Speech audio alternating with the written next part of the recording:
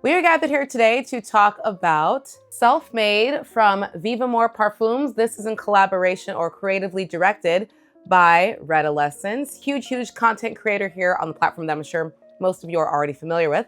So let's get into it, my thoughts on it, who I think it would be good for, who I don't think it would be good for, how does it compare to the fragrance that he launched last year, main character.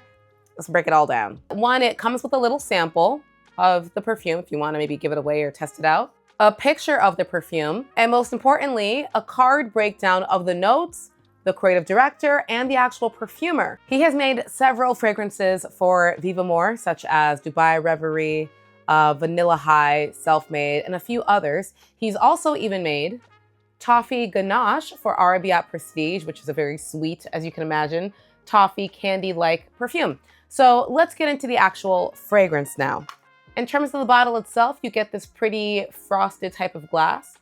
This is a 3.4 fluid ounce size bottle. The cap is heavy and metallic with this pretty almost gold detailing.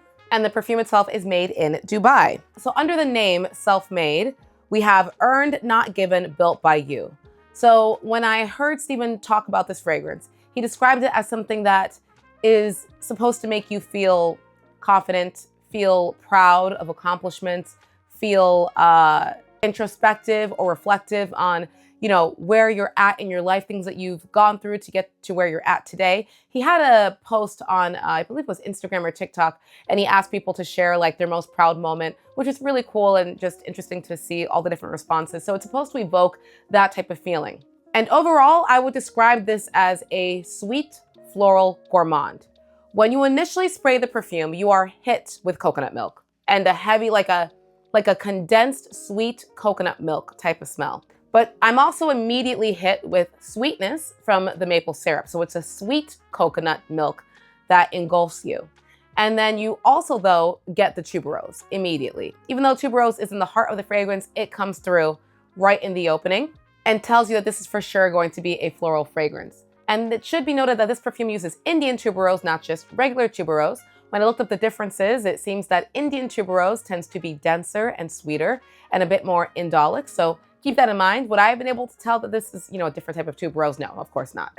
But just an interesting fun fact. So after you get the wave of the very sweet coconut milk, I wouldn't call it syrupy sweet, like Tom Ford Lost Cherry syrupy sweet, but it is very sweet in that opening. It does start to soften up, and then you get more of the tuberose along with toffee. And then eventually the dry down, I think the tuberose softens up the most in the dry down. And instead you get more of this musky praline type of scent profile that is honestly the most enjoyable phase of the entire fragrance for me. So overall, I would describe this as a very pretty, very feminine leaning. I don't think that this is unisex at all, unless you're a man who really likes, feminine leaning fragrances. This feels like a fragrance that is made for women. A very feminine leaning, pretty, floral, dominant tuberose note that feels tropical and very sweet. Tropical, sweet, and tuberose dominant for sure. I think it's quite lovely. I am personally not a big floral person, as you probably have already heard me say. And I'm also not big on the note of tuberose. I find that particular note to be a bit challenging for me. I feel like it can come off, very almost green or very plant-like, as opposed to other notes maybe like gardenia. So I do struggle with tuberose a bit. Is this a fragrance that I myself will be, running to wear? No, I won't be. Not because it's not beautiful. It is just simply not my style. It's not my style.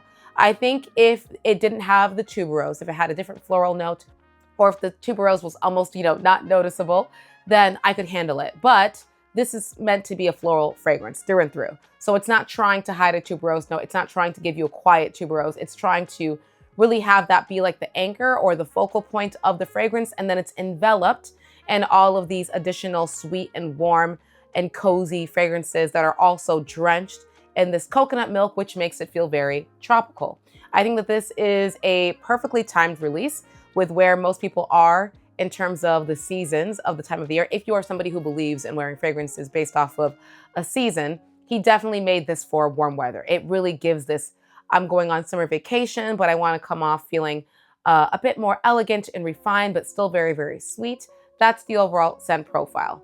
In terms of projection and longevity, I feel like this lasts very well. And I also think that it projects very, very well. Like borderline beast mode on me. This is a fragrance that I think you can easily overspray. Now, keep in mind again that I am not a floral person. So I feel like when I smell a floral perfume, it typically smells very, very strong to me. So it could be that playing into this. I've heard other people say they did not think that it was very beast mode-y. I disagree. I think it's very, very strong.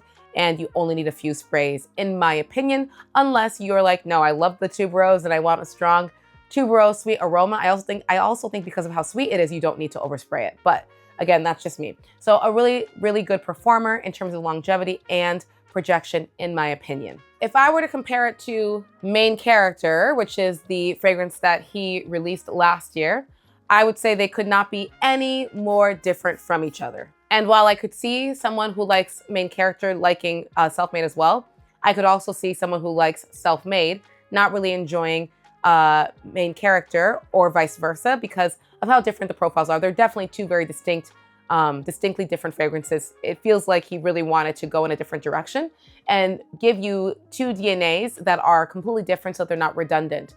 And I think he did a very good job with that one.